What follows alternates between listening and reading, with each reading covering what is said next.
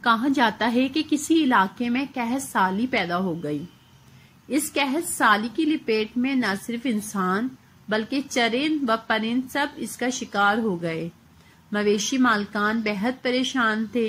اس دوران ایک مسجد کے مولوی نے جمعے کے خطبے میں نہایت یقین کے ساتھ یہ بات بتائی کہ اللہ کا نام لے کر بھی یعنی بسم اللہ پڑھ کر دریا کو حکم دیا جائے تو وہ بھی نافرمانی نہیں کرتا۔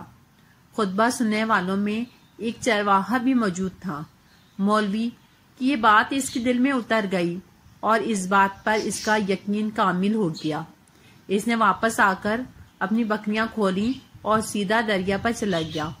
اونچی آواز سے بسم اللہ الرحمن الرحیم پڑھا اور دریا کو کہا وہ اپنی بکریاں چروانے کے لیے دوسرے پار جانا چاہتا ہے اور اسے کہا کہ مجھے اپنے اوپر سے گزرنے دے۔ یہ کہہ کر اس نے اپنی بکریوں کو لیا اور دریا پر چلتا ہوا دریا پار کر گیا۔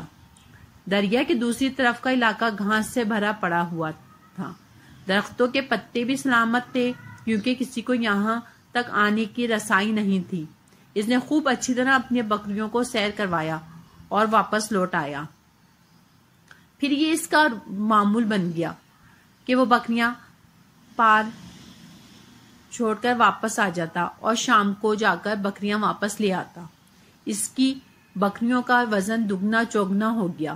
لوگ چونک گئے اور اس سے پوچھا کہ وہ اپنی بکریوں کو کیا کھلاتا ہے۔ وہ سیدھا سادھا اور صاف دل نوجوان تھا۔ اس نے صاف صاف بات بتا دی کہ جناب میں تو بسم اللہ الرحمن الرحیم پڑھ کر دریا پر چل کر اپنی بکریاں دوسری طرف چروانے لے جاتا ہوں۔ یہ بات سب نے سنی مگر کسی نے اس چرواہے کی بات پر یقین نہیں کیا کیونکہ یہ ناقابل یقین بات تھی۔ مگر بات ہوتے ہوتے مولوی صاحب کے پاس پہنچ گئی۔ مولوی صاحب نے اس چرواہے کو بلایا اور سارا ماجرا پوچھا۔ اس چرواہے نے مولوی صاحب کو ہی حوالہ بنا لیا کہ مولوی صاحب میں آپ کا شکریہ ادا کرنے والا تھا۔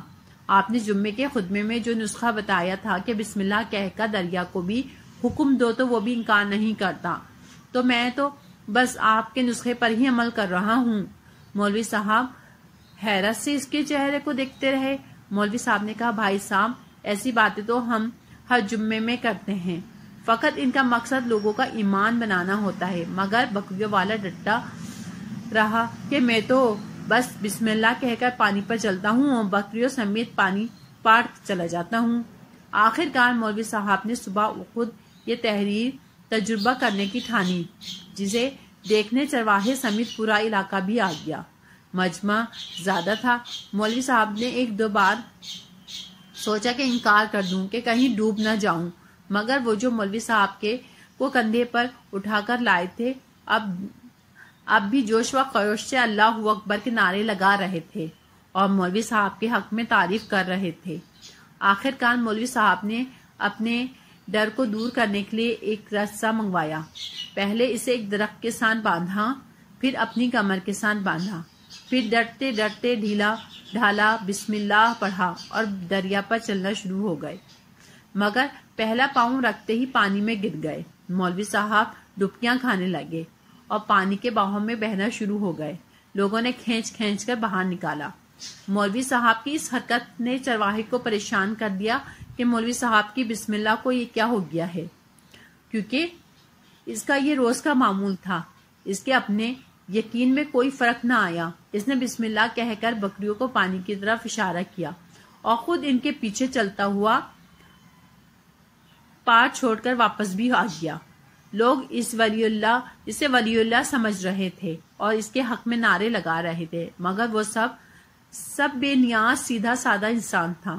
وہ مولوی صاحب کے پاس پہنچا اور کہا مولوی صاحب میں آپ کی بسم اللہ کی تعریف سے کافی پریشان تھا، مگر پانی پر چلتے ہوئے مجھے آپ کی بسم اللہ کی بیماری کا پتہ چل گیا۔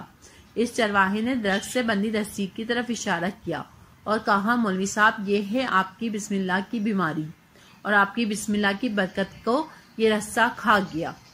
آپ کو اللہ اور بسم اللہ سے زیادہ اس رسے پر بھروسہ تھا، لہٰذا اللہ نے بھی آپ کو رسی کے حوالے کر دیا۔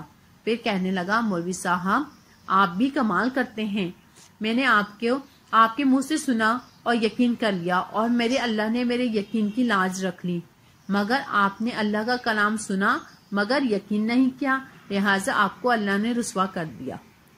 محترم عزیز دوستو، یہی کچھ ہمارا حال ہے، ہماری نمازوں اور دعاؤں کا بھی یہی حال ہے کہ ہم خالی دعائیں تو کرتے ہیں لیکن ہم اس پر یقین کامل نہیں کرتے۔